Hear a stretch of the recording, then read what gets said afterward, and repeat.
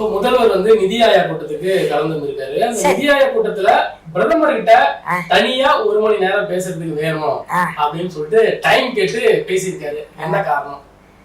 தனியா அதை நான் பார்த்தேன். யாருமே இருக்க கூடாது, தனியா பேச. நிதி ஆய்வு கூட்டத்துக்கு போயிருக்காரு. என்ன நிதி? அவர் வாங்கின நிதிக்கு எங்க மாட்டிக்க போறோமோன்னு சொல்ற பயத்துல மோடியை பார்க்க போயிருக்காரு. மோடிகிட்ட போய் சொல்லுவாரு. அதாவது இந்த வடி இது யார், நம்ம ஒரு காமெடி நடிகர் இருப்பாரு விவேக், அவரு போய் ரவுடி நான் தான் ரவுடிம்பாரு. அங்க உள்ள போனா அந்த மைனரை பார்க்கும்போது என்ன பண்ணுவாருன்னா, உள்ள போயிட்டு காலெல்லாம் அமுக்கி விட்டு அடி செம்ம அடி வாங்குவாரு.